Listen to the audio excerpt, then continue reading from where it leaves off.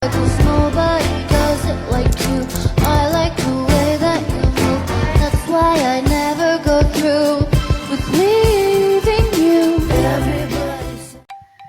Assalamualaikum warahmatullahi wabarakatuh. Halo teman-teman, perkenalkan saya Ulia Hasifa dari kelas A dengan NIM 250701502019. Nah, dalam video kali ini saya akan menjelaskan tentang perjalanan hidup saya mulai dari masa prenatal hingga masa kanak-kanak akhir dan teori apa saja sih yang termasuk di dalamnya, baik itu teori menurut Piaget, Colbert, Erik Erikson, dan Vygotsky. Nah, teman-teman, dalam video ini sebenarnya saya ingin melakukan wawancara dengan ibu saya dan mendengar beliau bercerita. Namun, karena beliau saat ini lumayan sibuk, jadi beliau hanya mengetikkan apa saja pengalaman tumbuh kembang saya, mulai dari masa prenatal hingga kanak-kanak akhir. Dokumentasi yang terdapat dalam video ini yaitu foto-foto saya semasa saya masih kecil.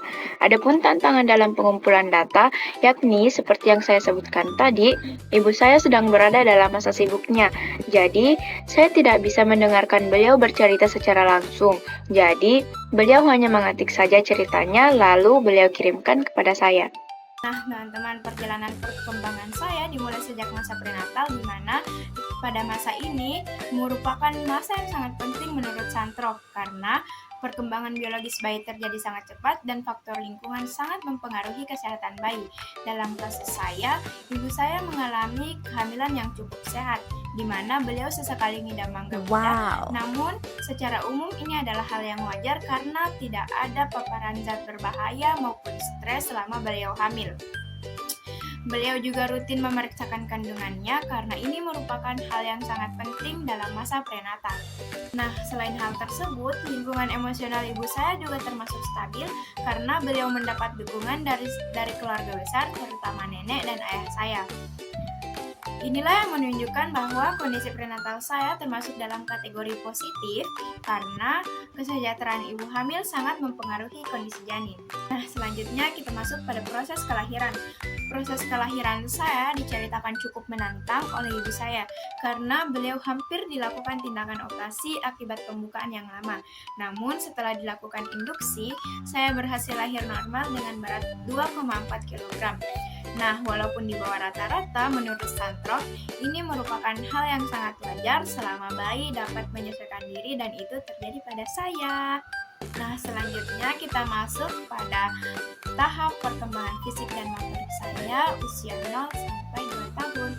Nah, dalam masa ini diceritakan bahwa pada tahun pertama saya sering mengalami demam namun hanya berlangsung singkat. Perkembangan motorik saya seperti duduk, berjalan, dan merangkak itu juga termasuk normal. Nah, selain itu, menurut Santrov dalam bukunya, perkembangan fisik bayi dipengaruhi oleh faktor prenatal dan pola pengasuhan. Dalam hal ini, walaupun berat badan saya sering berada di garis merah atau di bawah normal, hal itu tidak mempengaruhi kondisi motorik dan kognitif saya. Selanjutnya, kita masuk pada tahap perkembangan kognitif. Menurut Piaget, dalam teorinya disebutkan bahwa bayi usia 0 sampai 2 tahun itu termasuk ke dalam tahap sensori motor, di mana bayi bisa belajar melalui gerakan, pengalaman, dan sensasi. Nah, dalam kasus saya diceritakan bahwa saya mulai tersenyum di usia 2 bulan, saya bisa bereaksi pada suara keluarga, dan mulai mengenali orang-orang yang sering saya lihat. Nah, dari ketiga hal tersebut menunjukkan bahwa skema perkembangan saya berjalan sesuai pola perkembangan menurut Piaget.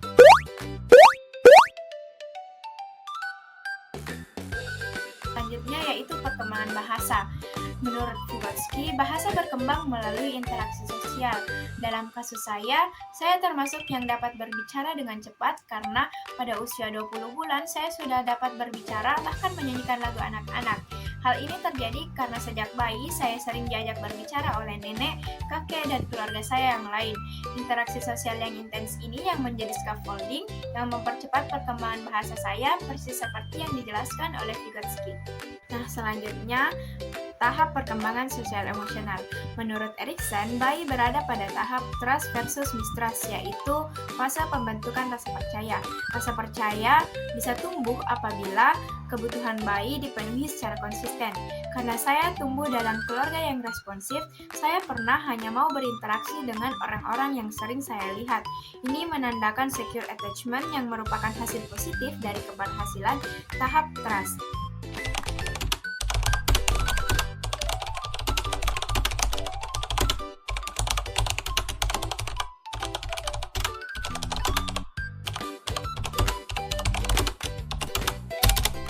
Perkembangan moral. Pada usia bayi, moral belum terbentuk secara sadar. Namun, menurut Kohlberg, fondasi awal dari perkembangan moral di tahap selanjutnya yaitu interaksi awal, seperti respon orang tua, aturan sederhana, dan pola komunikasi menjadi dasar perkembangan moral di tahap selanjutnya. Saat ini kita sudah masuk pada masa kanak-kanak awal usia 2 sampai 6 tahun. Nah, dalam masa ini yang pertama yaitu ada tahap perkembangan fisik dan motorik. Perkembangan fisik dan motorik saya sudah berkembang lebih baik dibanding saat saya masih bayi. Saya juga sudah lebih aktif dalam bermain dan lebih senang dalam bermain. Selain itu, yang kedua ada tahap perkembangan kognitif. Dalam tahap ini, kemampuan simbolik, imajinasi, dan inisiatif mulai berkembang. Ibu saya menceritakan bahwa taman kanak-kanak yang saya tempati bersekolah itu dipilih oleh saya sendiri, yang menandakan bahwa saya mampu dalam mengambil keputusan sederhana dan berpikir simbolik. Selain itu, saya juga senang mencoba hal-hal baru yang merupakan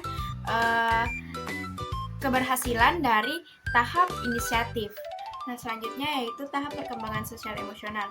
Erik Erikson dalam teorinya menyebutkan bahwa anak-anak usia 3 sampai dengan 6 tahun itu termasuk ke dalam tahap initiative versus will, di mana anak-anak sudah mulai mencoba hal baru, menunjukkan keberanian, dan mengambil peran. Nah, ibu saya menceritakan bahwa saat saya masih berada dalam taman kanak-kanak, saya sering diantar ke sekolah lebih pagi karena ayah saya juga pergi bekerja. Nah, sementara saya ke sekolah pagi-pagi itu belum ada teman saya yang lain.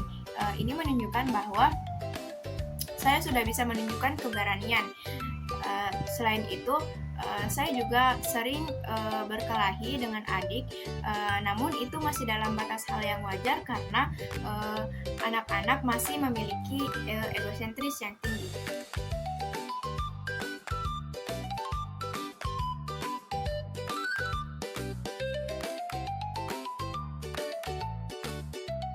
Yaitu masa kanak-kanak tengah dan akhir yaitu usia 6 sampai dengan 12 tahun. Nah, dalam masa ini yang pertama itu ada tahap perkembangan fisik. Yang paling menonjol dalam diri saya di perkembangan fisik yaitu saya tumbuh semakin kuat, semakin sehat, saya juga bertumbuh tinggi dan semakin jarang sakit dibandingkan dengan masa sebelumnya. Selain itu, yang kedua ada perkembangan kognitif. Dalam perkembangan kognitif ini, anak usia 6 sampai dengan 12 tahun itu sudah bisa berpikir sistematis dan logis. Hal ini dibuktikan dengan yang pertama yaitu saya sering juara kelas, yang kedua saya pernah mengikuti olimpiade IPA di sekolah, dan yang ketiga itu saya bisa memecahkan tugas-tugas yang memerlukan pemikiran yang sistematis dan logis.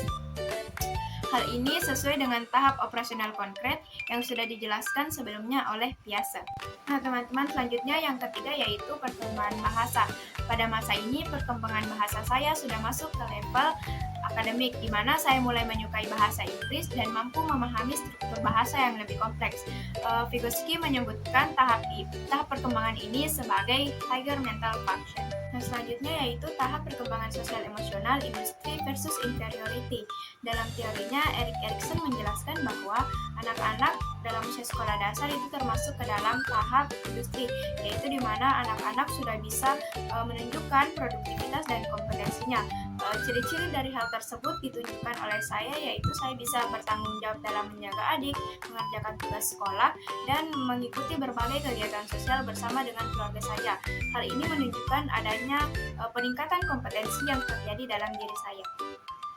Nah, teman-teman, selanjutnya yaitu tahap perkembangan moral. Dalam masa ini, moral saya berkembang ke tahap konvensional, di mana saya mulai bisa memahami bahwa nilai moral itu bukan hanya dari aturan, tetapi juga dari empati. seperti saya ikut berbagai kegiatan sosial bersama dengan keluarga saya. Hal ini menunjukkan bahwa saya sudah bisa mempertimbangkan kebutuhan orang lain, bukan hanya kebutuhan diri saya sendiri.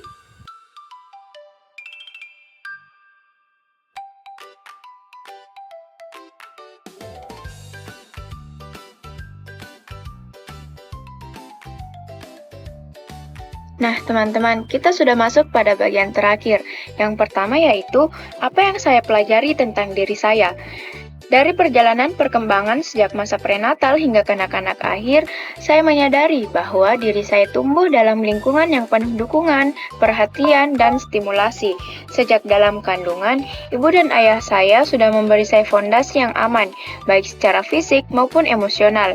Itu menjadi dasar mengapa saya tumbuh sebagai anak yang cepat berbicara, mudah beradaptasi, dan punya rasa ingin tahu yang tinggi. Selanjutnya, melihat kembali pada cerita masa kecil saya belajar bahwa sifat berani, mandiri, dan senang mencoba hal-hal baru bukan muncul begitu saja, tetapi terbentuk dari pengalaman nyata, seperti memilih taman kanak-kanak sendiri, berani ditinggal di sekolah, dan ikut berbagai kegiatan sosial, hingga bertanggung jawab pada adik-adik saya. Saya juga menyadari bahwa minat saya pada belajar bahasa, dan aktivitas sosial sudah tampak sejak usia dini dan terus berkembang. Singkatnya, perkembangan saya adalah kombinasi dari dukungan keluarga, pengalaman masa kecil, dan kepribadian bawaan yang saling melengkapi. Nah, yang kedua yaitu apa yang saya pelajari tentang perkembangan manusia dan teori yang paling bermakna. Dari proses ini, saya memahami bahwa perkembangan manusia bukan hanya soal bertambah usia, tetapi merupakan proses bertahap. Setiap masa memiliki tugas perkembangan yang khas dan semua saling terhubung. Saya belajar bahwa masa prenatal menentukan fondasi biologis. Yang kedua, bayi dan balita sangat dipengaruhi kualitas attachment dan stimulasi bahasa.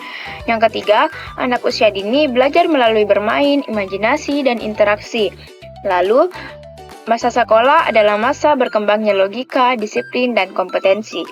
Dengan memahami teori-teori perkembangan, saya jadi mengerti mengapa saya berkembang seperti itu dan bahwa tidak ada tahap yang kebetulan. Nah, selanjutnya yaitu teori yang paling bermakna bagi saya. Yang pertama ada teori Erikson, karena saya bisa melihat dengan jelas bagaimana setiap tahap kehidupan saya diwarnai oleh tugas psikososial tertentu. Dari trust di masa bayi, inisiatif di usia dini, hingga industri di masa sekolah. Semuanya membantu saya memahami perjalanan emosional dan sosial saya. Yang kedua, ada Vygotsky. Teori ini sangat bermakna karena perkembangan bahasa saya yang cepat ternyata dipengaruhi oleh lingkungan sosial, terutama nenek dan kakek yang selalu mengajak saya berbicara. Teori ini membuat saya menyadari bahwa interaksi kecil sehari-hari mempunyai pengaruh besar. Nah, selanjutnya yaitu Piaget. Membantu saya memahami pola berpikir saya dari bayi sampai kanak-kanak, terutama bagaimana imajinasi dan keingintahuan sangat aktif pada masa pra-operasional dan bagaimana logika mulai berkembang di masa operasional konkret. Selanjutnya yaitu Colbert. Teori dari Colbert membuat saya melihat bagaimana nilai-nilai yang saya percayai sekarang berakar dari proses belajar moral sejak kecil. Dari sekadar taat pada aturan, kemudian berkembang menjadi dorongan untuk melakukan hal yang benar melalui empati dan tanggung jawab. Nah, selanjutnya yang terakhir yaitu ucapan terima kasih saya. Saya belajar bahwa perkembangan saya tidak bisa dilepaskan dari peran keluarga. Ibu, ayah, nenek, kakek, dan keluarga lainnya berperan sangat besar. Mulai dari menjaga nutrisi ibu saya sejak hamil, memberikan stimulasi bahasa sejak saya bayi, memberi kesempatan saya memilih, mendampingi saya bersekolah, hingga mengajarkan nilai-nilai moral lewat teladan. Perjalanan perkembangan saya adalah hasil dari kasih sayang, perhatian, dan bimbingan mereka. Untuk itu, saya mengucapkan terima kasih kepada keluarga yang telah berbagi cerita masa kecil saya dan yang selalu menjadi bagian penting dari pertumbuhan saya hingga saya besar sekarang ini. Perjalanan perkembangan saya adalah